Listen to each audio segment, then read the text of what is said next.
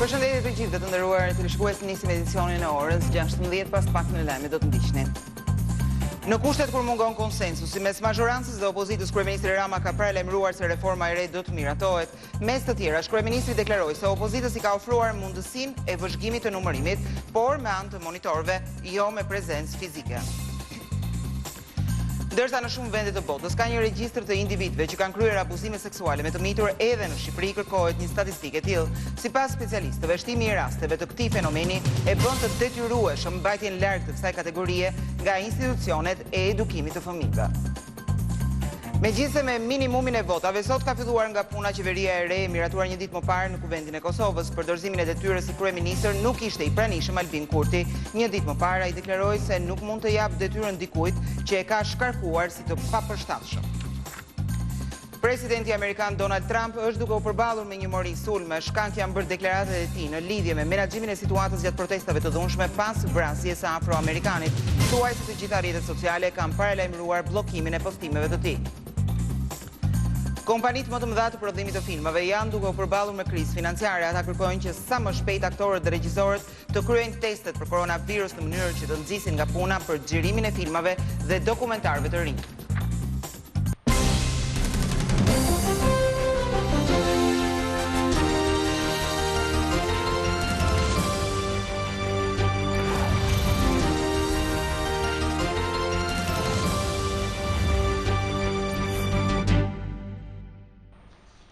Dhe ju njëjmë tani më gjerësisht me materialet e përgatitura të nderuar teleshikues. Në kushtet kur mungon konsensusi mes mazhorancës dhe opozitës, kryeministri Rama ka paralajmëruar se reforma e re do të miratohet. Mes të tjerash, kryeministri deklaroi se opozitës i ka ofruar mundësinë e vëzhgimit të numërimit, por me anë të monitorëve, jo me prezencë fizike. Mund ta bënim këtë proces në mënyrë të njëanshme, pavarësisht se ne mund të gjenim votat në këtë parlament pa pritur asnjë lloj konsensusi apo autorizimi nga ata që e braktisën parlamentin, ne nuk e bëm këtë. Ne s'kemi harruar që ka dhe opozit tjetër këtu dhe që duhet të votojmë këtu, dhe procesi do të vazhdojë duke ndarë draftin e marrëveshjes me ju. Kryeministri Edi Rama ka paralajmëruar miratimin e reformës së re zgjedhore në parlament me votat e opozitës së re, nëse Partia Demokratike dhe LSI këmbgulin në pretendimet e tyre. Madje sipas tij edhe Bundestagu gjerman e ka hequr si kusht miratimin e reformës zgjedhore me konsensusin e opozitës jashtë parlamentit. Në draftin e Bundestagut gjerman, në variantin e parë ishte konsensusi. Dhe është hequr konsensusi në ato variant pikërisht për të mos lejuar asnjë palë që të marrë peng zgjidhjen. Rama i ka ofruar Partisë Demokratike dhe LSI-s që të kenë vëzhgues në komisionet e votimit, të cilat tashmë do të jenë në përbërje me komisioner nga administrata shtetërore. Vetëm këtu në Shqipëri nuk u arrika që komisionet që identifikojnë votuesit, që shënojnë në regjistër pjesëmarrësit dhe që numërojnë votat të mos u bëkan me njerëz të vendosur aty jo nga partit, përderisa tha dhe Hamasi dhe Fatahu arrin të kenë komisione me mësues. Rama e cilësoi të pamundur implementimin e teknologjisë në zgjedhjet e ardhshme parlamentare, por e sfidoi Partinë Demokratike që të ketë një zëvendës kryetar në KQZ-n e re me mandat ekskluziv që të merret me teknologjinë. Kanë nga 2 monitor special që të rrinë atje nga fillimi në fund, nuk kanë drejt ata të prekin me dorë regjistra flet votimi, por ata mund të shkruajnë atje gjithçka që shohin keq. E ta çojnë tek KZZ-ja ose ke KQZ-ja, dhe nëse rezulton që kërkesa e tyre është e drejtë, këta tjetë penalizohen. Tani çfarë duan këta, se kuptoj. Rama u shpreh mirënjohës për ambasadoren Kim, që deklaroi mbrëm se tashmë topi është në fushën e Luli Bashës. Unë jam mirënjohës ambasadorëve që dalin nga roli i tyre, dalin nga mandati i tyre, dalin nga puna e tyre, edhe bëjnë arbitrin duke parë ping-pongun shqiptar. Ping-pong pa top, me 2 pallaska që janë në forma që herët kujtojnë raketën, herët kujtojnë dorezën e boksit. Kjo është e vërtetë. Negociatat për reformën e re zgjedhore me ndërmjetësimin e ambasadorëve nuk kanë përfunduar ende. E një ditë pasi ambasadorja e Shteteve të Bashkuara të Amerikës Yuri Kim deklaroi se tashmë topi është në fushën e Lul Bashës, ambasadorët u mblodhën në zyrat e BE-s. Në këto bisedime ka marrë pjesë edhe ambasadori i ONS së BE-s dhe ai gjerman. Ndërkaq, kreu i Partisë Demokratike Lulzim Basha, krahas një takimi me ambasadorin gjerman, ka mbledhur ekspertët për reformën zgjedhore, ku ka diskutuar me ta për draftin e propozuar nga ambasadorja Yuri Kim. Opozitës jashtë parlamentare, PDLSI, u kërkohet që të pranojnë rolin si vëzhgues të komisionerëve të tyre në ditën e votimit dhe në procesin e numërimit të votave.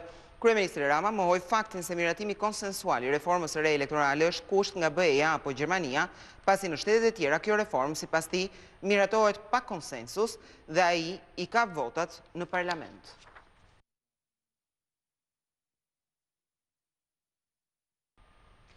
Seanca e sotme parlamentare ka risjell në vëmendje dhunën e ushtruar ndaj protestuesve para teatrit kombëtar. Ministri i Brendshëm Leshaj vijon të mbrojë vendimin e tij për nxjerrjen e policëve pa numra identifikues. Ndërkohë, deputetët e opozitës së re sot kërkuan rikthimin e dënimit me vdekje për pedofilët. Ministri i Brendshëm Sandër Leshaj u zotua sot përpara deputetëve se kur nuk do t'ju japë emrat e policëve që pa numra në uniformë u përfshin në dhunën tek ish-godina e teatrit kombëtar. Sipas Leshajt, edhe në protestat që po zhvillohen në Shtetet e Bashkuara të Amerikës pas vdekjes së George Floyd, policët nuk kanë targa mbi gjoks. Nuk do t'i merrni kurrë emrat e punonjësve të policisë sepse nuk keni tagër ligjor për të kërkuar dhe për të bërë hetime ndaj operacioneve policore. Të vetmit që kanë të drejtë të njohin detajet operacionale, emrat e dhëna tjera personale për operacionin është Prokuroria e Shtetit Shqiptar, e cila mund ta bëjë këtë punë. Deputeti i opozitës së re Fationa Dimitri hodhi dyshime se në protestën tek teatri mund të ketë patur edhe kriminal me uniforma policie, duke sjellë në vëmendje se edhe vrasësit në Laç ishin me uniforma policie. Persona të maskuar, të cilët ne nuk e dim në qoftë se janë vërtet efektiv të strukturave të policisë apo individ infiltruar në struktura kriminale, godasin qytetarët protestues në të drejtën e tyre për të protestuar, paqësisht. Ja pra, cili është agresioni i këtij individi? Veç mbrojtja e tij. Po mbrohet me duart përpara fytyrës, ndërsa efektivët, në qoftë se do t'i quajmë efektiv, po e dhunojnë atë barbarisht. Shifeni.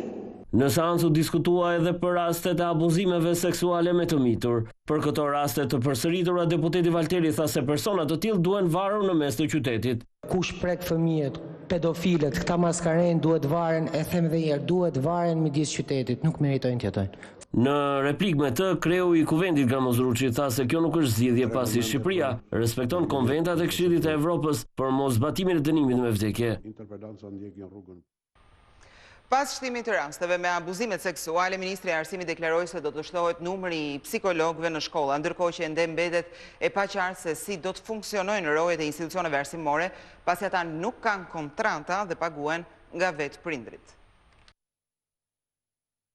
Nisur nga rasti i abuzimit të 15 vjeçares, Ministri i Arsimit Besa Shahini në parlament ka deklaruar se do të merren masa për të parandaluar çdo rast dhune apo abuzimi në shkollë, duke nisur nga rojet e shkollës deri tek shtimi i numrit të psikologëve.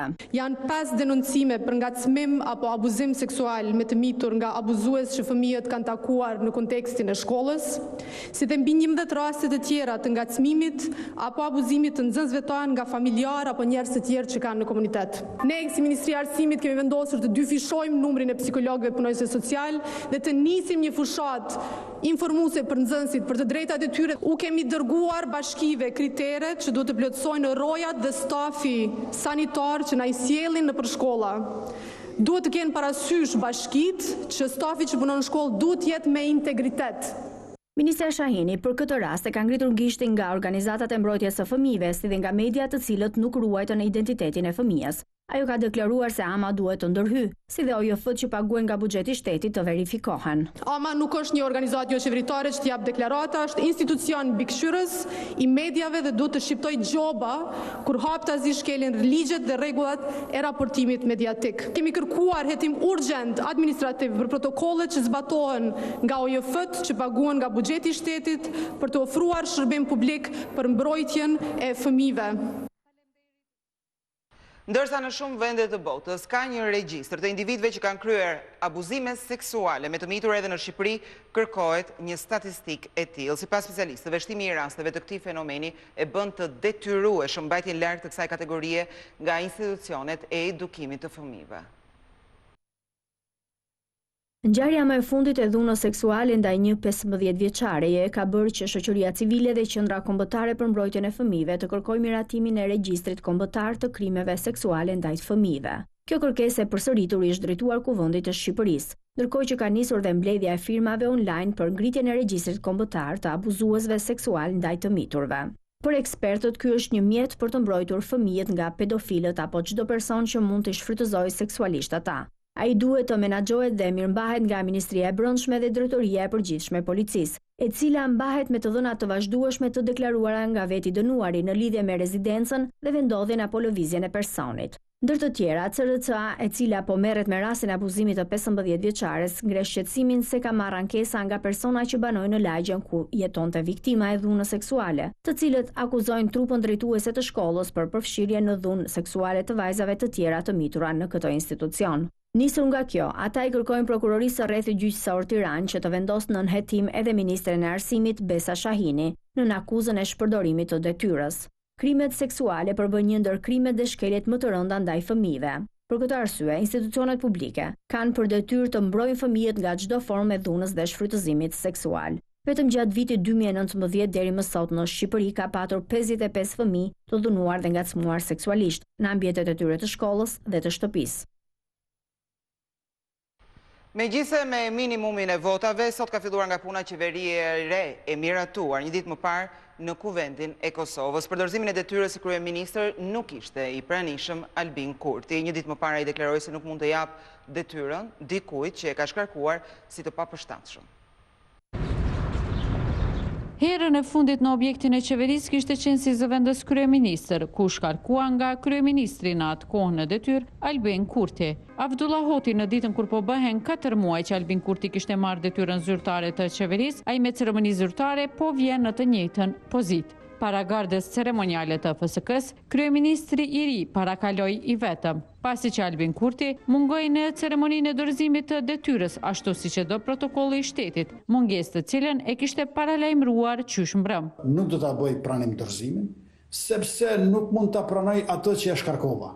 Hoti mbajti mbledhjen e parë zyrtare të qeverisë. Tha se fokusi i qeverisë së tij do të jetë adresimi i nevojave në arsim dhe shëndetësi. Duhet të adresojmë njëherë sfidat, duke filluar nga pandemia, nga çështjet e rimëkëmbjes ekonomike, për t'i mundësuar bizneseve dhe familjeve dhe qytetarëve të vendit që sa më lehtë ta tejkalojmë këtë krizë të paprecedent. Hoti më pas vizitoi varrin e presidentit tashmë të ndjer Ibrahim Rugova, si dhe varrezat e jasharajve në Prekaz. Ish kryeministri Albin Kurti në ditën e parë jashtë zyrave të qeverisë ka nënshkruar peticionin e organizuar nga lëvizja vetëvendosje për zgjedhje të jashtëzakonshme. Kreu i LDK Sisa Mustafa ka kritikuar kryetaren e parlamentit Vjosa Osmani dhe ish kryeministrin Albin Kurti për bojkotimin e udhëheqjes së seancës, respektivisht dorëzimin e detyrës së kryeministrit. Blerta Dalloshi Berisha, Klan Plus, Prishtinë.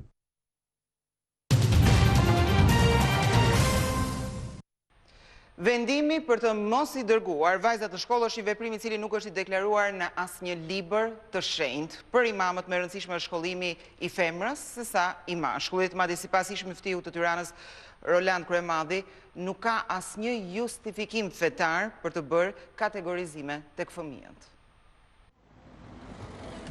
Historia e familjes Kryemadhi endet prej 2 vitesh mes Komisariatit 5 dhe Prokurorisë së Tiranës. këto dy institucione kanë negociuar disa herë me ta që fëmijët e tyre të shkonin në shkollë, por konsensusi nuk u arrit asnjëherë. Ndodhemi në rrugën Aziz Sulçe në bashkinë e Kamzës. Godina pas meje është banesa e Roland Kryemadhit, i arrestuar me dhunë ditën e djeshme. Banorët e kësaj lagjeje jashtë kameras japin dëshmi tronditëse, ndërsa bashkëshortja e tij preferon të heshtë. E vetmja që thotë është se fëmijët i kanë mësuar vetë në shtëpi dhe se nuk janë analfabet. Një nga fqinjët dëshmon gojarisht se Rolandi një ditë më parë ishte gati të vriste edhe familjarët. Veprimin për ndalimin e shkollimit të vajzave dënon ish muftiu i Tiranës, Ylli Gura. Pretendimi që ka ngritur ai qytetari i rastit të Kamzës, po as kujt në botë, as kujt nuk e justifikon mos arsimimin apo errësirën për vajzat me Kur'an. Ka kundërshtuar në radhë të parë vetveten në rrafshin e besimit, me citimin më të parë dhe më madhor të Kur'anit, pra libri i fundit hyjnor, që do thotë lexohet. Ish muftiu sqaron edhe mënyrën se si menaxhohen fenomene të tilla. Në pjesën e edukimit duhet që të mund të ofrohen këtyre arsimimi i tyre në shkollat medrese. Në fund, përballë një situate të tillë, Gura bën edhe një apel. Ketë një reagim, të mos mbetet thjesht kur të ndodh rujna zot, na ndodh ne brenda familjes apo të ndodh një të afërmit tonë që na dhem shumë. Jo, duhet na ajo e cila prek cilëndoj qoftë duhet na dhëm gjithëve dhe duhet bëjmë pjesën tonë apo do të marrim pjesën tonë të përgjegjësive mbi vete për ta pranuar. Reagimi i fuqishëm qytetar ka sjell atë që sigurisht ligjet, ashpërsia e ligjeve nuk e ka ndryshuar, ndërsa reagimi qytetar brenda një kohe të shkurtër ka prodhuar atë që dëshon në fund gjithë secili. Sot janë identifikuar 13 raste të reja me koronavirus, ndërsa kryeqyteti vijon të mbetet vantra kryesore e të prekurve, pasi 70% e tyre janë gjatë gjithë epidemisë në Tiranë, ndërkohë vijon të ketë raste të reja të prekurve edhe ndër bluzat e bardha. Tirana mbetet vatra më e nxehtë e COVID-19 në Shqipëri. Po ashtu nga të dhënat që raportohen nga Ministria e Shëndetësisë, vijon infektimi i stafeve mjekësore. Janë konfirmuar 13 raste pozitiv, përkatësisht 11 raste në Tiranë, një rast në Krujë dhe një rast në Shkodër.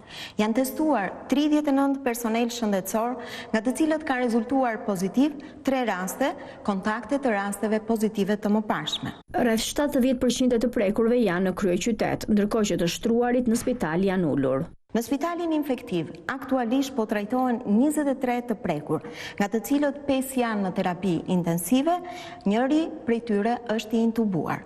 Në vendin tonë janë 266 persona aktiv me COVID-19, ku në Tiranë janë mbi 68% të prekurve, kurse pjesa tjetër gjenden në Durrës, Kamës dhe Krujë. Sipas Dervishit, 75% të infektuarve janë tashmë të shëruar. Ministria e Shëndetësisë dhe Mbrojtjes Sociale fton qytetarët të tregohen të kujdesshëm, duke respektuar rregullat e vendosura për të ruajtur veten dhe të afërmit.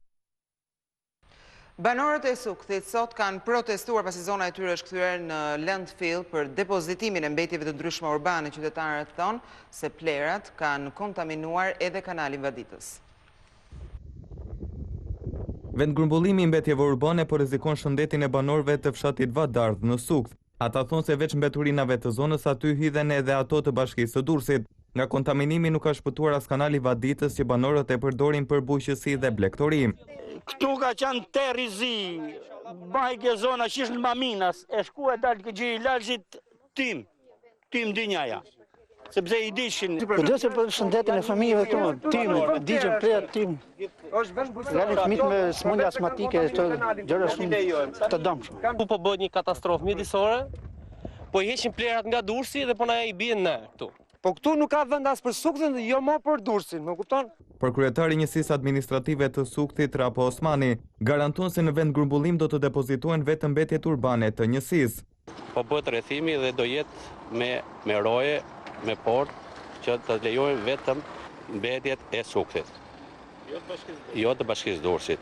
Ndërkaq një reagim ka patur edhe nga Bashkia e Durrësit, ku thonë se janë në bisedime me qeverin shqiptare për gjetjen e një zgjidhjeje dhe gjithashtu i kanë kërkuar Ministrisë së Financave një fond të posaçëm që të bëhet e mundur hedhja e mbetjeve urbane në vendgrumbullimin më të afërt me Durrësin. Ndjekim edhe një blok me lajme shkurt nga aktualiteti. Vlora nuk gjen qetësi. Në orët e para të mëngjesit, një automjet tip BMW është përfshirë nga flakët. Makina është në pronësi të një shtetase me inicialet BB me profesion parukjere. Ajo ka deklaruar në polici se nuk e di sepse ka ndodhur, pasi nuk ka pasur konflikte. Megjithatë, zjarrvënia dyshot të jetë e qëllimshme, pasi në xhamat e automjetit janë pikasur mbetje benzina. Akoma nuk dihen shkaqet se pse ka ndodhur ngjarja, nëse mund të ishte pikërisht ajo synimi i autorëve apo nëse është ngatërim automjeti. Në të njëjtën orë në Shkodër, për shkak të një konflikti të çastit ka pasur një përplasje me armë zjarri, ku përpasoi mbeti i plagosur një person. Ngjarja ndodhi në lagjen Vasil Shanto, ndërsa i plagosuri është Vasel Koçeku, 27 vjeç. Burimet bëjnë me dije se është identifikuar dhe shpallur në kërkim autori, ndërsa janë shoqëruar disa persona që pretendohet të kenë dieni për ngjarjen. Në njoftimin e policisë nuk jepen shumë detaje pasi vijon të jetë çështja nën hetim. 27 vjeçari banues në fshatin Vrak, Malsi e Madhe, ndodhet në spital në kujdesin e mjekëve, ndërsa nuk dihet gjendja shëndetësore e tij. Ndërkohë në Kurbin, përgjatë operacionit të koduar Mamurasi është lokalizuar dhe vënë në pranga një 42 vjeçar me rrezikshmëri të lartë, i kërkuar për tentativë vrasjeje dhe armbajtje pa leje. Ai është Bardhok Ndoka, i cili më 29 prill të këtij viti në Mamuras, në bashkëpunim me një person tjetër, kanë qelluar me armë zjarri në drejtim të një mjeti tip BMW. Ngjarja ishte pa pasoja dhe 42 vjeçari arriti të arratiset nga vendngjarja. Ndaj Ndokës ishte dhënë masa e sigurisë arrest me burg në mungesë.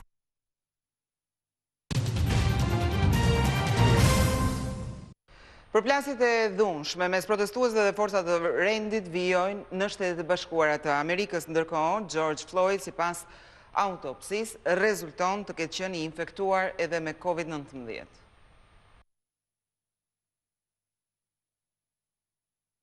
Mënyra se si u vra afroamerikani po ngre dyshime shumë të mëdha. Autopsia e cila ka dalë së fundmi ka treguar se 46 vjeçari ka qenë pozitiv ndaj koronavirusit. Dokumenti 20 faqesh, i lëshuar nga zyra e ekzaminuesit mjekësor të qarkut Hennepin, tregon se Floyd i ishte nënshtruar një testi në datën 3 prill dhe kishte rezultuar pozitiv me COVID-19. Sipas mjekëve, Floyd kishte bërë edhe një test tjetër 2 javë më vonë dhe sipas rezultateve ai kishte dalë asimptomatik. Por ekspertët të cilët janë marrë me autopsinë e George janë shprehur se virusi nuk ka luajtur asnjë rol në vdekjen e tij dhe se nuk ka gjasa që të ketë qenë infektues. Videot që kanë xhiruar kalimtar të rastit tregojnë se George ka humbur jetën nga mbytja dhe mungesa e oksigjenit teksa oficeri vendosi gjuri në fyt. Polici Derek Chauvin doli në gjykatë ditën e hënë dhe tani më po përballet me vrasjet e shkallës së 2 dhe akuzat të tjera. 90 persona të tjerë janë arrestuar një natë më parë në New York, teksa po grabisnin disa prej bizneseve më me emër në vend. Shtëpia e bardhë është e blinduar nga policia ushtarake dhe agjencitë e zbatimit të ligjit, si dhe nga agjencitë të ndryshme federale pasi mijëra njerëz shkaktuan tërëzira për vdekjen e George Floyd. Së fundmi edhe në Greqi është zhvilluar protesta kundër vrasjes së afroamerikanit. Rreth 3.000 njerëz u mblodhën në sheshin Sintagma, ku gjendet edhe ndërtesa e parlamentit duke marshuar drejt ambasadës së SBA-s në Athinë, e duke mbajtur në duar parulla anti-amerikane dhe kundër dhunës policore. Disa grupe protestuesesh sulmuan me molotov dhe gur ekipe të ndërhyrjes së shpejtë. Policia u kundërpërgjigj me gaz lotësjellës ndaj protestuesve.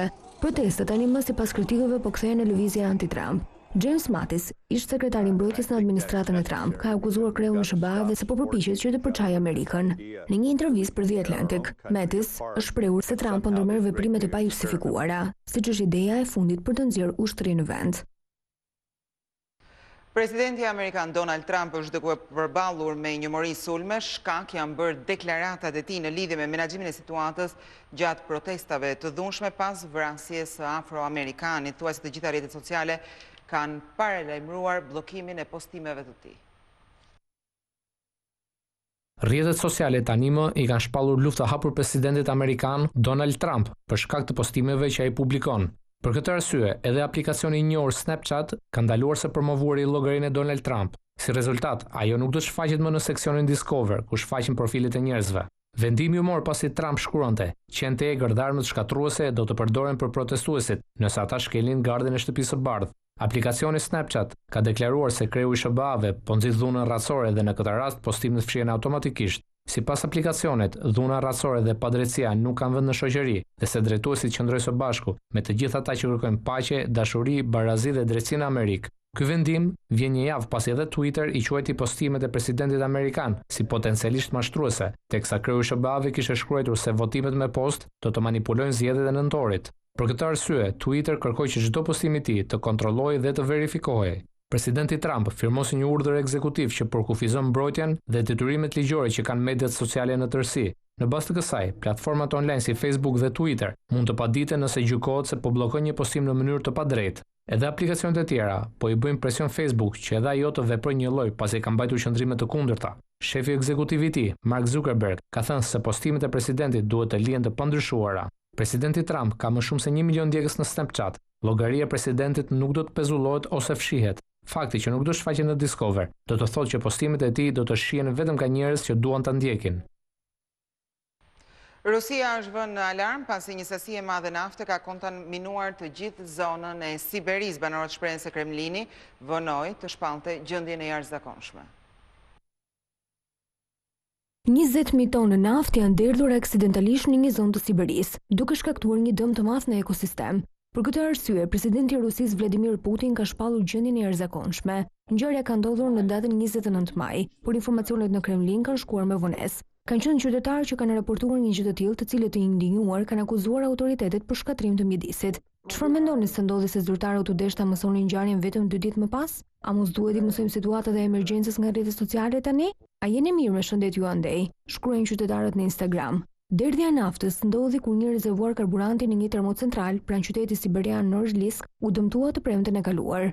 Fabrika është në pronësi të kompanisë Norilsk Nikel, i cili është prodhuesi kryesor i nikelit dhe palladiumit në botë. Në një konferencë në video, Putin akuzoi kreun e kësaj kompanie për shkatrim të mjedisit dhe autoritetet, sepse ai është vënë në dini për këtë ngjarje të rëndë vetëm 2 ditë më vonë. Sipas mediave shtetërore, 15.000 tonë produkte nafte janë derdhur në lum dhe 6.000 tonë kanë deportuar në nën tokë. Agjencitë e peshkimit kanë deklaruar se dëmet në lum janë shumë të mëdha dhe se do të duhen vite të tëra që të rikuperohen. Incidenti ka ndodhur në një sipërfaqe për gati 350 km2. Putin ka urdhëruar një hetim mbi aksidentin dhe ka dërguar forca shtesë në zonë për të ndihmuar në operacionin e pastrimit. Ndërkaq një person që merret me menaxhimin e kompanisë së naftës është ndaluar nga forcat e policisë. Qyteti i Norilsket në Siberi konsiderohet një nga qendrat me ndotjen më të lartë.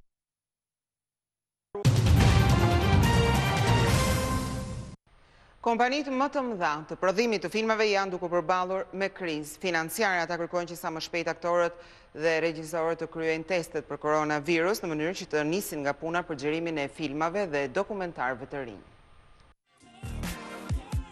Unioni i studiove filmike të Hollywoodit ka propozuar që të bëhen teste masive për të gjithë punëtorët në mënyrë që të rikthehen në shesh xhirim. Testet do të bëhen për të gjithë aktorët, regjisorët, teknikët e të tjerë, për t'i dhënë mundësi atyre që të përfundojnë projektet filmike që mbeten pezull si pasojë e përhapjes së Covid-19. Task Force-a, që është ngritur brenda Hollywoodit, ka dërguar shumë rekomandime guvernatorëve të New Yorkut dhe Kalifornisë, që janë edhe për 2 korporatave më të mëdha prodhuese të filmave, dhe në këtë mënyrë po presin dritën jeshile për të përfunduar setet e xhirimit. Në një dokument 22 faqesh, Task Force-a ju kërkon atyre testim masiv për stafet, monitorim të përditshëm të temperaturës dhe kontrollin e simptomave, si dhe pajisjen me maska. Megjithatë, maska do të përdoren kur aktorët të jenë afër me njëri tjetrin, por jo duke xhiruar skenat e filmave. Unioni i studiove filmike u ka kërkuar producentëve që të minimizojnë situatat ku aktorët ndërveprojnë dhe të përdorin efekte digjitale kur bëhet fjalë për filma erotik. Rregulla do të vlejnë një lloj për të gjithë gjigantët televiziv si Walt Disney, Netflix, Warner Bros, Universal Studios e të tjerë. Gjithashtu, për kryerjen e testimeve do të përcaktohet një vend i posaçëm ku aktorët dhe punëtorët do të testohen me radhë, dhe nëse rezultojnë pozitiv, nuk do të jenë pjesë e filmave ku ata janë parashikuar të interpretojnë.